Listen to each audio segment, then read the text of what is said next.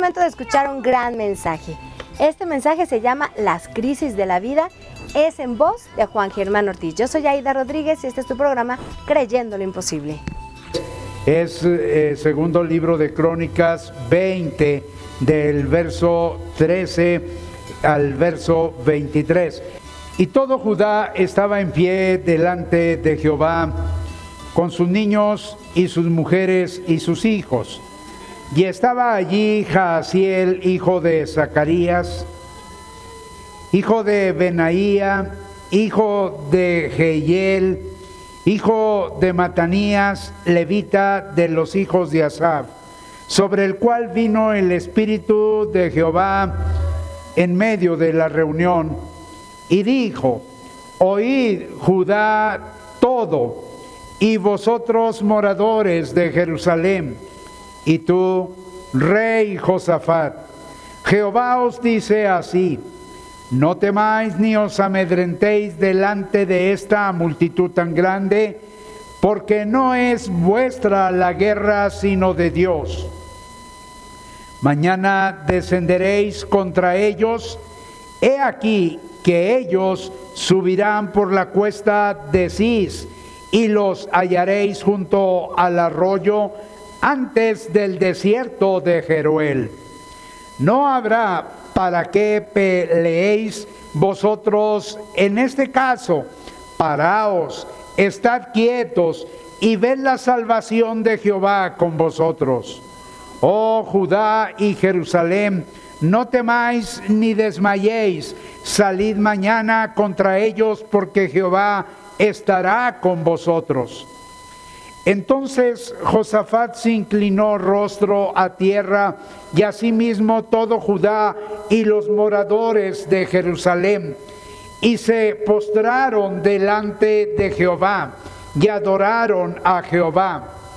Y se levantaron los levitas de los hijos de Coat y de los hijos de Coré para alabar a Jehová, el Dios de Israel, con fuerte y alta voz.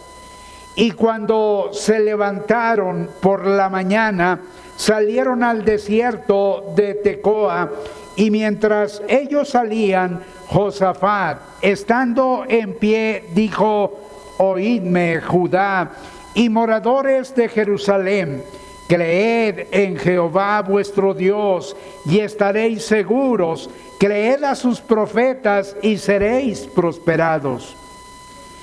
Y habido consejo con el pueblo, puso a algunos que cantasen y alabasen a Jehová, vestidos de ornamentos sagrados, mientras salía la gente armada, y que dijesen: glorificad a Jehová, porque su misericordia es para siempre. Y cuando comenzaron a entonar cantos de alabanza, Jehová puso contra los hijos de Amón y de Moab y del monte de Seir las emboscadas de ellos mismos que venían contra Judá, y se mataron los unos a los otros, porque los hijos de Amón y de Moab se levantaron contra los del monte de Seir para matarlos y destruirlos. Y cuando hubieron acabado con los del monte de Seir, cada cual ayudó a la destrucción de su compañero. Josafat no puede escapar de la situación amenazante que está enfrentando. Es decir, Josafat está enfrentando una situación bastante difícil, bastante amenazante. Un gran ejército compuesto por los moabitas y los amonitas vinieron contra Josafat a la guerra. La crisis es bastante difícil para el pueblo de Dios.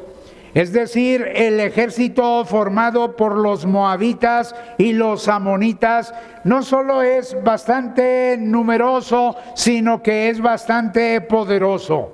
Sin embargo, cuando nosotros leemos este pasaje, nosotros descubrimos que Josafat, contra todo pronóstico, simplemente él obtiene la victoria sobre los moabitas y sobre los amonitas. Es decir, triunfa, sale avante de la crisis amenazante que estaba sobre él. Yo quiero que me permitan hacer una pregunta y responder esta pregunta.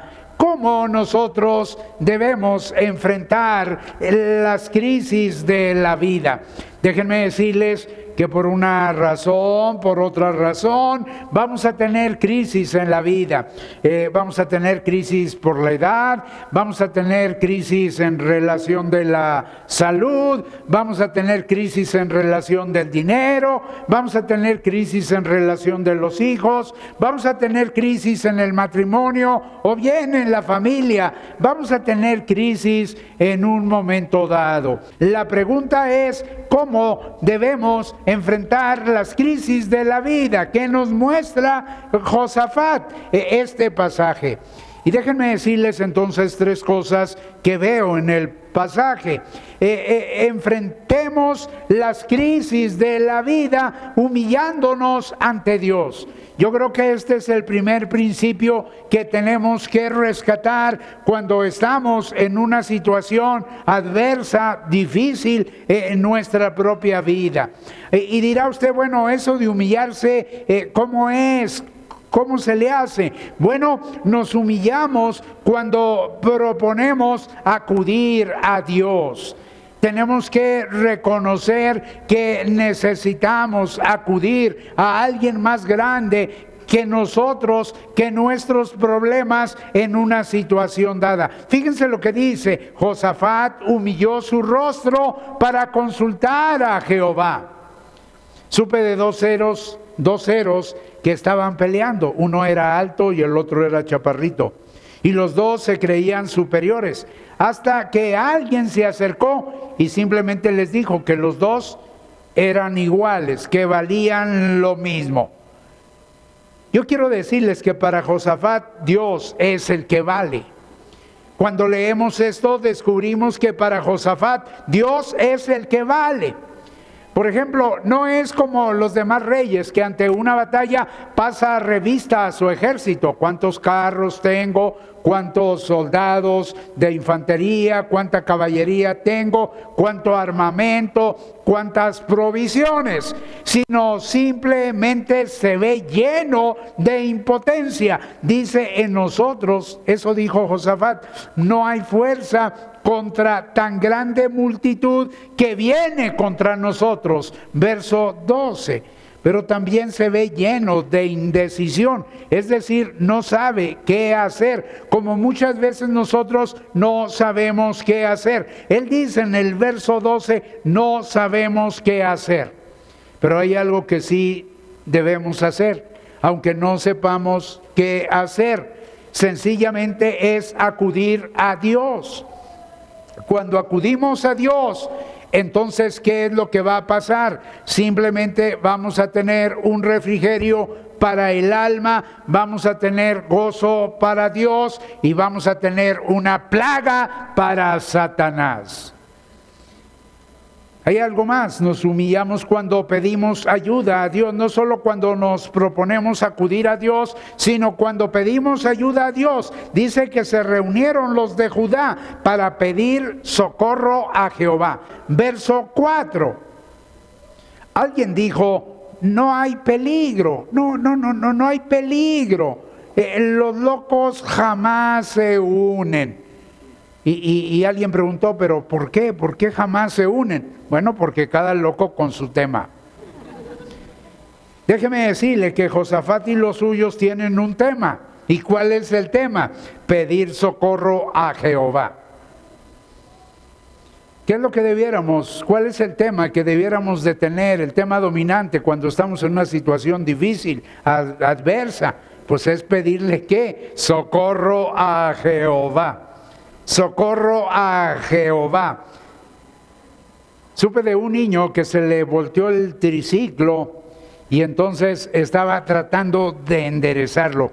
Y el papá lo estaba mirando y le dijo: hijito, ¿estás usando todas tus fuerzas?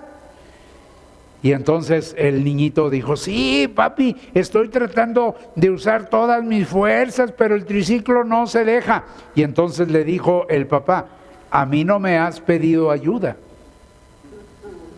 Déjame decirle que a veces nosotros así estamos, con el triciclo volteado en nuestra casa, en nuestro cuerpo, con nuestros hijos, un hijo que está todo volteado ahí, me explico, y estamos tratando nosotros de enderezarlo, pero no estamos usando todas las fuerzas. ¿Por qué? Porque no le hemos pedido ayuda a Dios.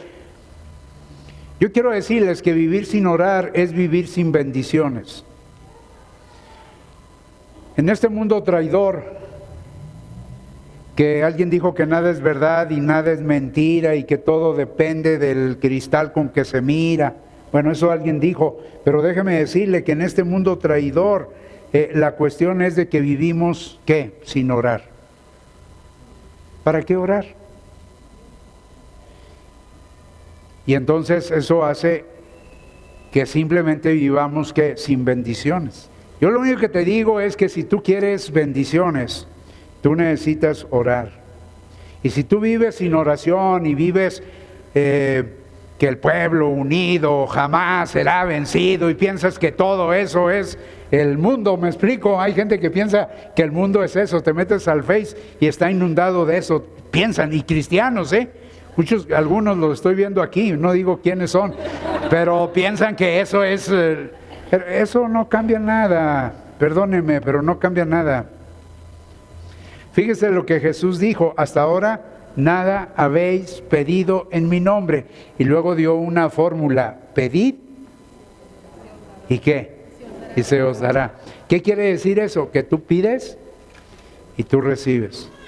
¿Qué quiere decir eso? Que tú no pides, tú no recibes. ¿Qué es lo que hace Josafat? Dice que se reunieron.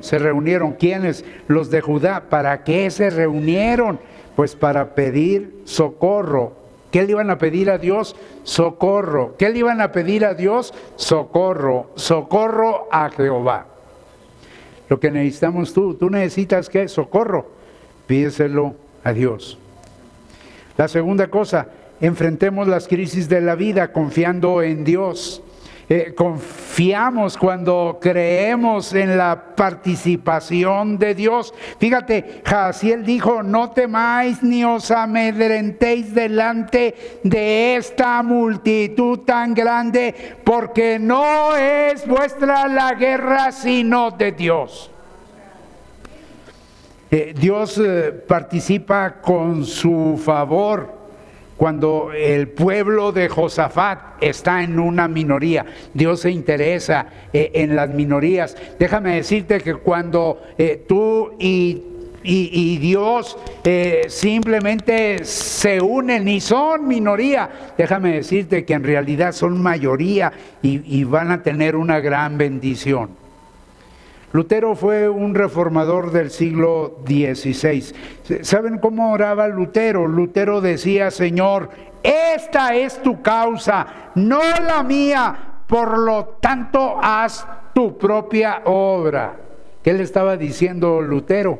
Señor, los problemas que estamos enfrentando son tus problemas, Señor, y a ver cómo los resuelves tú. Ahora, si de veras confiáramos en Dios, yo creo que así le diríamos a Dios, deberíamos de decirle a Dios. Pero nosotros que nos angustiamos, sentimos que la panza nos duele, sentimos agruras que nos suben, que nos bajan, estamos dormidos y el reflujo nos viene y cuando lo que deberíamos hacer es decirle a Dios: Dios, esta es tu obra, Señor, pues tú resuélvela, tú Señor. ¿Qué dice la Biblia? Billy Graham decía que cuando uno no puede hacer algo en la vida, porque va a haber ocasiones en que en la vida uno no puede hacer algo, hay algo que puede hacer. ¿Y sabe lo que uno puede hacer? Lo que dice el Salmo 37:5. Encomienda a Jehová tu camino, confía en Él y Él hará. Confiamos cuando creemos en la presencia de Dios. Fíjate lo que dice: oh Judá y Jerusalén, salid mañana contra ellos, porque Jehová estará con vosotros. Verso 17. Déjeme decirle que la Biblia es un libro de promesas. Hay más de 8,000 promesas. Todas son condicionadas. ¿Qué quiere decir? Que junto con la promesa hay una condición. Usted cumple la condición, Dios cumple la promesa. Si usted no cumple la condición, olvídese de la promesa. Por ejemplo, fíjense: creed en Jehová vuestro Dios y estaréis seguros y seréis prosperados. ¿Cuál es la condición? Creed en Jehová vuestro Dios. ¿Cuál es la promesa? Seréis prosperados.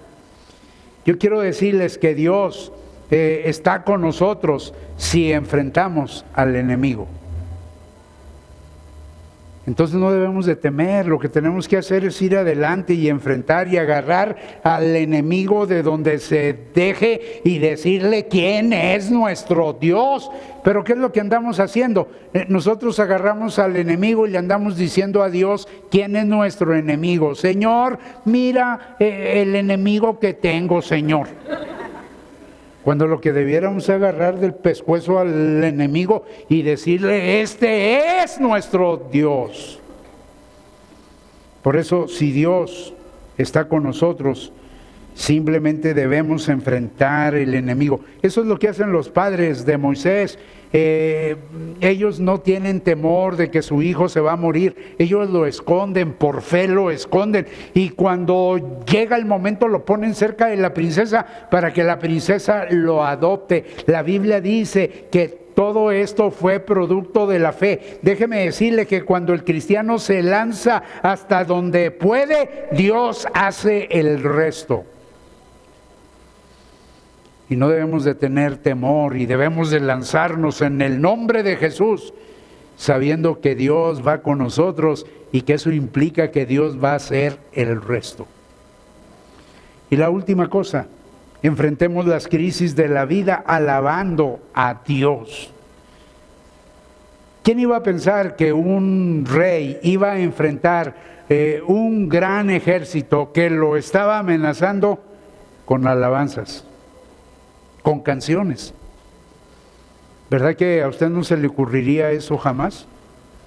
Pues a Josafat y al pueblo se le ocurre. Alabamos cuando le cantamos a Dios. Si algo no podemos hacer, hay algo que podemos hacer: cantarle. Dice que puso a algunos que cantasen y alabasen a Jehová. Él no puede cantar, pero pone a algunos ¿a qué? A que alaben al Señor.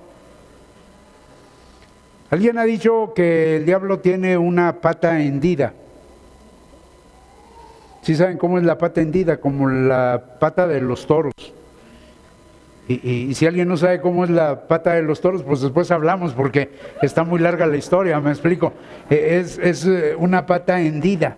Bueno, Josafat no tiene el corazón hendido. Es decir, con una parte te alabo, Señor, con otra parte no te alabo, sino es un solo ¿qué? Corazón. Dice que cuando comenzaron a entonar cantos de alabanza, entonces fíjese, Jehová puso contra los hijos de Amón y del monte de Seir las emboscadas de ellos mismos. ¿Cuándo fue? Cuando ellos empezaron a cantar. ¿Cuándo fue? Cuando empezaron ¿a qué? A cantar.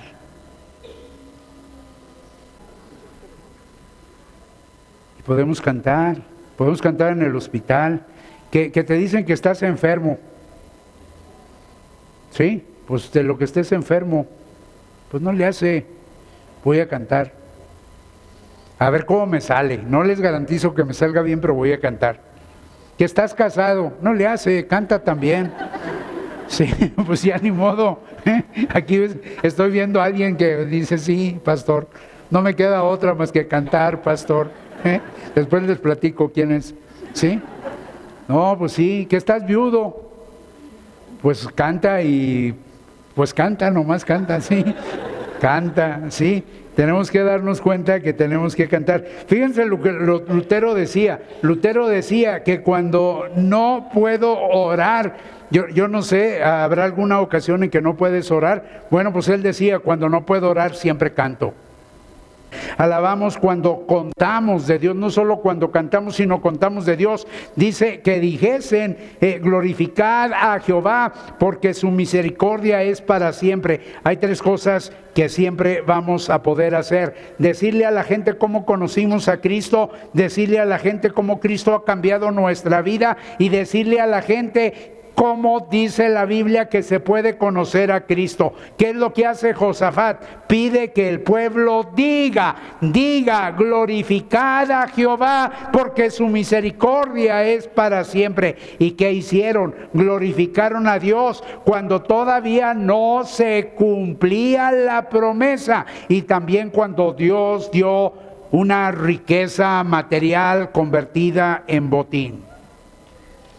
Supe de un misionero que estaba en la China y vivía una vida de derrota. Fíjense bien, un misionero se sentía todo deprimido, todo frustrado, todo desanimado, y entonces él pensó que lo mejor era cambiar de lugar, cuando lo mejor es cambiar de actitud, pero siempre pensamos que es mejor cambiar de lugar. Y entonces se fue y buscó un lugar tranquilo donde pudiera dedicar largas horas a la oración. Y se dice que al llegar a ese lugar, al lugar de su destino, fue hospedado en la casa de otro misionero. Y cuando llegó a la casa de ese otro misionero, en la pared de uno de los cuartos de esa casa había un cuadrito que tenía estas palabras: prueba la alabanza a Dios. Y entonces ese misionero, que estaba siempre frustrado, deprimido, quedó impresionado y dijo para sí: yo he estado orando todos estos meses, pero no he estado alabando a Dios. Y entonces se detuvo y empezó a alabar a Dios, y esto le levantó en gran manera. De inmediato fue con todos sus hermanos, los convertidos nativos, y les dijo: la alabanza cambia las cosas. Déjeme decirle que todos, de una manera, de otra manera, tenemos crisis. Déjeme decirle que todos, de una manera, de otra manera, vamos a enfrentar crisis. ¿Es sorprendente eso? No, eso no es sorprendente. Pero déjeme decirle que en las crisis debemos hacer tres cosas. La primera, humillarnos delante de Dios. La segunda, debemos de confiar de veras con todo nuestro ser en Dios. Y la tercera, debemos alabar a Dios. Pase lo que pase, venga lo que venga, tenemos que alabar a Dios. Yo le quiero decir que si hacemos eso, si nos humillamos delante de Dios, le damos el primer lugar a Dios en nuestra vida, déjeme decirle que si confiamos en Dios con todo nuestro corazón, y si nosotros alabamos a Dios, aunque las circunstancias estén pintadas de gris, aunque todo parezca simplemente que está nublado, alabamos a Dios, sencillamente la bendición, el milagro, la victoria sobre la crisis va a ser nuestra. Yo creo que no debemos sorprendernos por tener crisis. La vida es un cúmulo de crisis.